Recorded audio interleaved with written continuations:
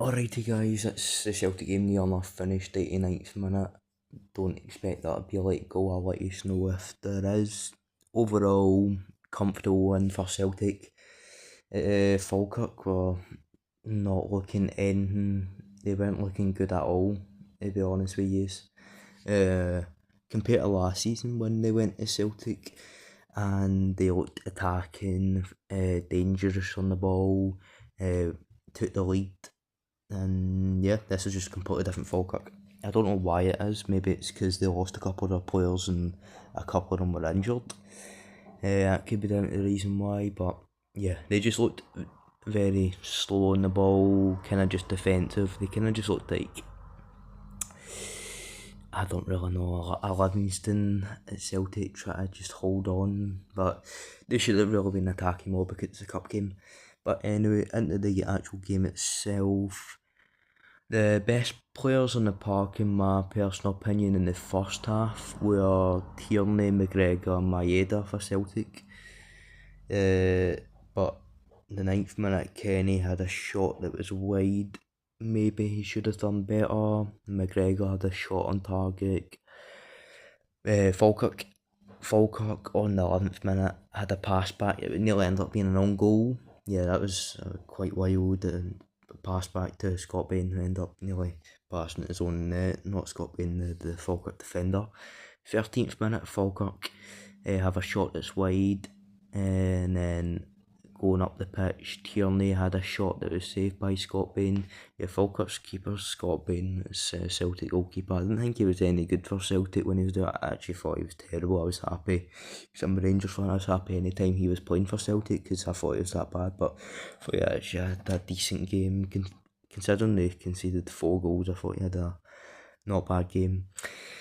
20th minute, Engels header off target. 24th minute, Engels free kick off the woodwork. This is a great strike from Engels. It just hit the post. It would have been a really good goal if it went in.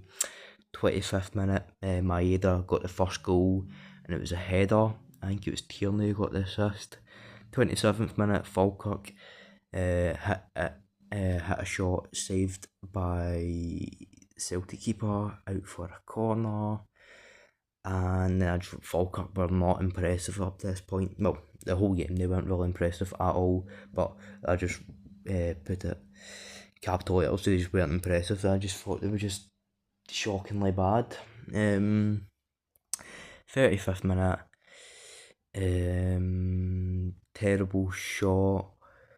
Who did I put? Aggie man for Falkirk had a terrible shot. Although that was a very good opportunity for Falkirk. They were in a great position in the Celtic box, and Aguiman, I believe it was, the Falkirk player, just really messed up and had a real bad shot that was easy for the keeper to save. 37th minute, Forrest header should be scoring. Yeah, Forrest had a chance, a header that he really should have been doing better. He ended up putting it off target, but he should have been scoring from that. Like McCowan had a lot of loose passes in the first half. I just wrote that down, and that was basically it for the first half. Not really much else happened from that. 1-0. Falkirk couldn't really complain, didn't really do anything. They had a couple of opportunities that they should be doing better by, but so did Celtic, to be honest. But 1-0 is probably a fair result. In the first half, anyway, the second half, Forrest shot saved by Bain. 53rd minute, Johnston got the goal for Celtic. It was a very solid goal finish. Falkirk. It's Falkirk's fault though, because their player just dallies on the ball, goes through like 3 players and then ends up getting kind of tackled, taking the ball off of. Johnston picks it up, gets the ball, runs through, and weak foot puts a solid finish to the left side of the goal. So yeah, good goal from him. Thought he had a decent game for Celtic. 60th minute, Celtic get the third. It was Murray who scored a header from a corner, but it wasn't really about the guy who scored it, Murray. It was more about the delivery from Engels. I thought he had a really good game for Celtic. His deliveries were just top class. It was his corner and a great ball in, which resulted in the goal. 64th minute, 4-0. It was a Henderson, the guy for Falkirk, had an own goal, after Yang put a ball in the box and just hit off him and went in his own net. 66th minute, Falkirk get the goal to make it 4-1 consolation at this point. I don't think anyone really expected Falkirk to get back in. I didn't think they'd be getting back in when they went 1-0 behind. I didn't think they'd be getting back in when it was 0-0 the way they were playing. Yeah, but it was a great finish for the Falkirk player, Adams.